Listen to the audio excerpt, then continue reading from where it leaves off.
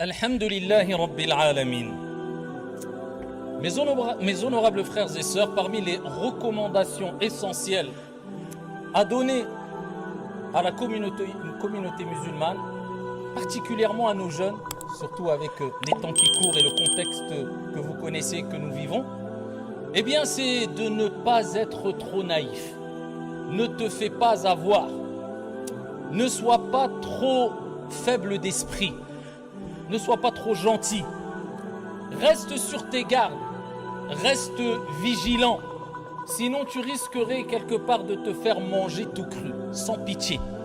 Car celui qui est trop naïf, eh bien malheureusement, vous le savez toutes et tous, risque de se faire avoir.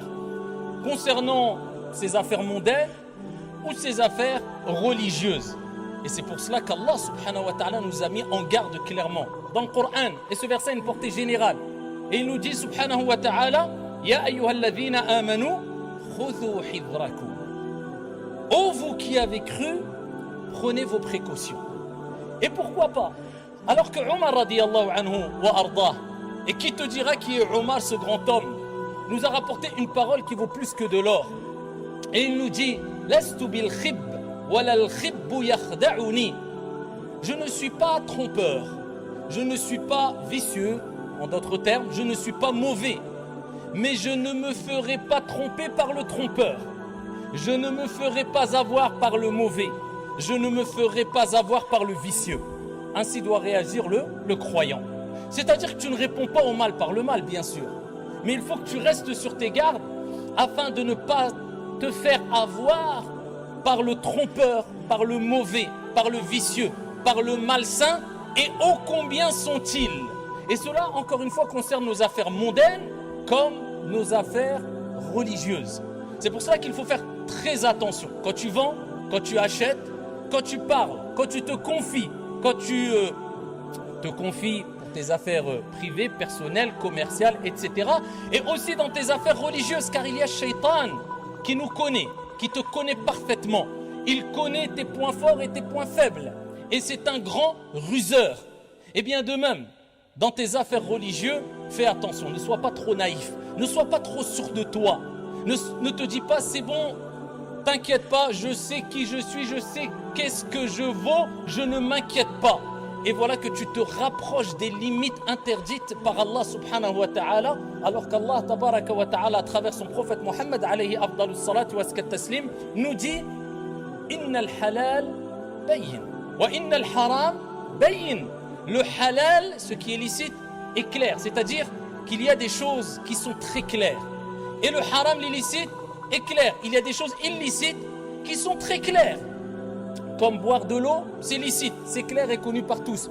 Boire de l'alcool, c'est clair et c'est connu par tout le monde comme étant illicite. Mais entre les deux, et il dit entre les deux, il y a des choses ambiguës. Il y a des choses qui prêtent à équivoque, qui sont ambiguës. C'est halal ou c'est haram? J'ai un doute. Eh bien le prophète alayhi salatu wassalam, il dit celui qui se préserve des ambiguïtés, eh bien aura préservé sa religion et son honneur. Eh bien voilà, le croyant, eh bien n'est pas tel une feuille morte qui se fait emporter par n'importe quel coup de vent dans ses relations avec les gens et avec Allah subhanahu wa ta'ala dans sa pratique religieuse. C'est pas Shaitan, il joue avec lui. C'est bon, la prière après été. Ou alors dès qu'il y a une petite ambiguïté venant d'une personne, eh bien c'est bon. Il tombe dans les ambiguïtés, il délaisse tel acte d'adoration ou il tombe dans le haram, en rendant le haram halal et le halal haram, parce qu'il suit ses passions, il suit ses désirs, ce qui l'arrange. Non, il est ferme. Le croyant reste toujours ferme. Le croyant demande à Allah subhanahu wa ta'ala de le raffermir.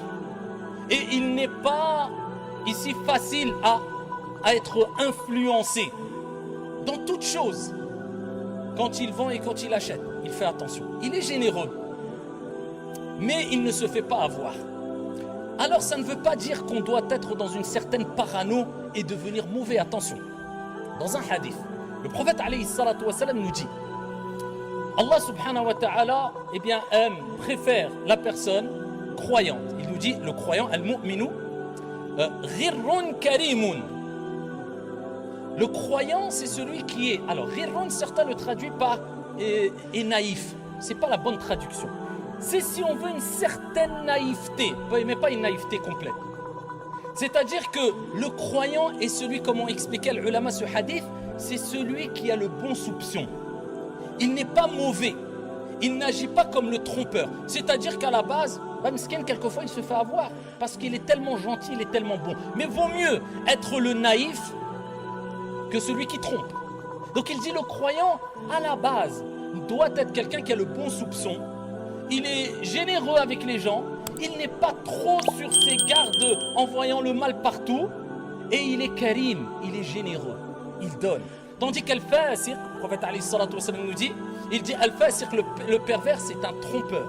Il trompe les gens et il est mauvais. Donc quand tu vois quelqu'un qui laisse paraître qu'il est naïf, vaut mieux être naïf que être de l'autre bord le trompeur. Vaut mieux être généreux qu'être avare. Mais là, quand le prophète il dit Ghirrun Karim, c'est pas vraiment une naïveté complète. C'est-à-dire que tu as le bon soupçon, peut-être tu te fais avoir parce que tu es trop gentil, mais voilà, tu es bon, tu es quelqu'un de bon. Mais la naïveté complète, non, on ne doit pas être naïf. Comme j'ai dit précédemment, dans toute relation, avec les gens, avec autrui. Quand tu te maries, tu ne dois pas être trop naïf parce qu'on a beaucoup de jeunes, ils sont trop gentils, trop bêtes.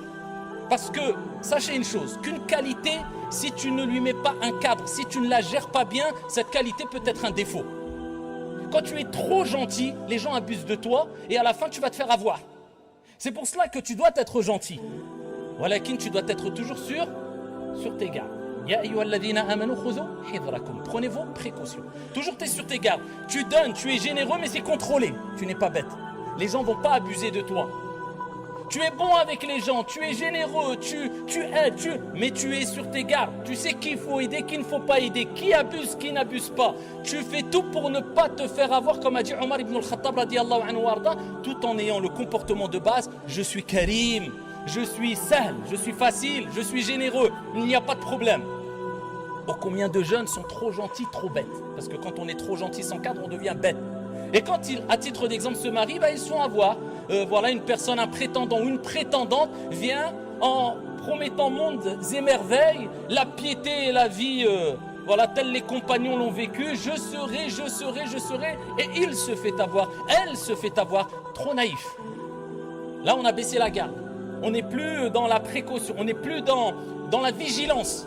Et on s'est écarté de ce qu'Allah nous a dit, le prophète alayhi salatu wassalam. Est-ce que le prophète t'a dit, eh bien si quelqu'un te promet mondes et merveilles, marie-toi les yeux fermés? Ou le prophète alayhi salatu wassalam nous a dit, ya ayyuhalladhina amanu. Afwan, le prophète alayhi salatu wassalam nous a dit, idha atakum man tardawna dinahu wa khuluquhu fazawwiju. C'est celui qui vient au moment présent avec le comportement et la religion, mariez-le.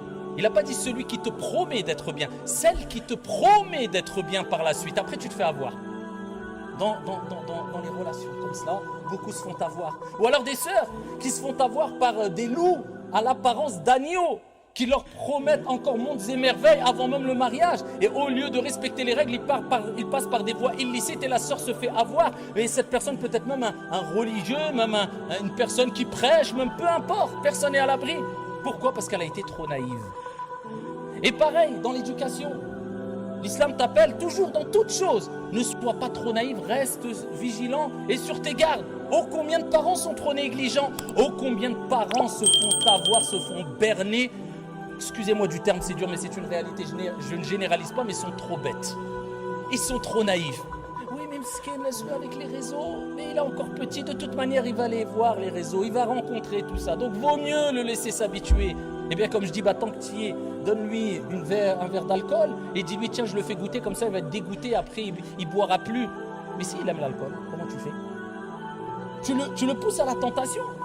On a entendu il y a quelque temps un homme politique, je n'aime pas parler de politique, mais qui a proposé une loi qui dirait qu'il est interdit aux enfants d'utiliser les téléphones portables avant 11 ans, je crois, et les réseaux avant 15 ans. Mais s'ils le disent, alors nous, en tant que musulmans, eh bien, qu'est-ce qu'on doit dire quand on sait tout le mal qui se passe dans certains réseaux sociaux et toi, tu laisses tes enfants être éduqués par les réseaux et ensuite, il te reste que les yeux pour pleurer parce que tu as habitué tes enfants au réseau TikTok et compagnie alors qu'ils n'avaient que 10 ans, 11 ans, 12 ans, je ne sais quoi. Qu'est-ce que ça lui a apporté? Parce que tu as été trop naïf. Alors que le prophète alayhi salatu wassalam nous a mis en garde sur le fait d'être trop naïf. Le croyant n'est pas naïf. Il ne se fait pas avoir, il ne se fait pas berner, il reste ferme. Oh, combien de gens se font avoir par les mises en gardistes. La personne, elle suit un prêcheur ou un imam pendant des années. Si tu veux savoir si quelqu'un est dans le bien, bah regarde ce qu'il t'apporte concrètement dans ta vie. T'as un cerveau ou t'es bête? Si tu vois qu'au bout de 10 ans, tu écoutes une personne, au bout de 2 ans, 5 ans, et ton comportement s'est amélioré. Ta relation avec Allah s'est améliorée. Ta relation avec tes parents s'est améliorée. Ta relation avec les gens s'est améliorée. Tu as appris, tu as connu des choses que tu ne connaissais pas. Ton comportement de manière générale, même avec ton Seigneur, s'est amélioré. Eh bien, alhamdoulilah, continue à l'écouter. Non, la personne, elle a écouté, profité d'une personne pendant 5 ou 6 ou 7 ans. Il suffit qu'il y ait un gamer ou un youtubeur qui dit 50 insultes à la minute, qui vient, qui dit attention, il faut mettre en garde Akhi. Il connaît même pas, il sait peut-être même pas prononcer son nom en arabe sans faire d'erreur. Et la personne elle envoie un message, je suis troublé, je suis perdu, je ne sais plus qui croire. Un tel m'a dit qu'il ne fallait pas écouter tel imam ou tel prêcheur ou tel savant. Je n'ai rien, j'ai aucune solution pour toi. Wallah, c'était tellement faible et tellement naïf que je peux rien pour toi en fait. Donc il faut être un peu ferme. Et dans toute chose, la personne elle doit agir ainsi. Combien de gens se font avoir quand il y a des querelles, des conflits? Une personne vient pleurer devant elle avec des larmes de crocodile. Il m'a fait, elle m'a fait, mon mari, ma femme. Et il tombe dans le panneau parce que c'est quelqu'un de sa famille ou autre. Ah ouais, et les sentiments prennent le dessus. Et la personne naïve et quelquefois bête, elle prend parti. Alors qu'Allah Azza wa Jal, il dit wa idha hakamtum an tahkumu bil adl. C'est un ordre d'Allah Azza wa Jal. Et lorsque vous jugez, vous devez juger avec équité. Et personne ne peut se prétendre être une personne qui peut intervenir lors des conflits seulement si et seulement si il y a un intérêt qu'il rentre dans ce conflit, premièrement. Deuxièmement, s'il a les bagages religieux, je dis bien, pour pouvoir intervenir. Sinon, reste tranquille. Man kana yu'minu billahi wal yawmil akhir falyaqul khayran aw liyasmut. Que celui qui croit en Allah et au jour dernier, qu'il dise de bien ou qu'il se taise, cela est préférable pour toi. Et des gens prennent parti parce que c'est des gens faibles, c'est des gens qui ne sont pas fermes, donc c'est des gens naïfs. Vous voyez les dégâts de la naïveté? Et voilà combien de personnes se vont avoir de jour comme de nuit. Et c'est pour cela que nous disons et nous répétons, prenez vos précautions. Ne soyez pas naïfs. L'islam n'a jamais appelé à la naïveté, mais l'islam a toujours appelé à la fermeté, à la responsabilité, à la clairvoyance, par crainte de se faire avoir et par crainte de regretter amèrement, mais malheureusement, il sera trop tard. هذا وصلوا وسلموا رحمكم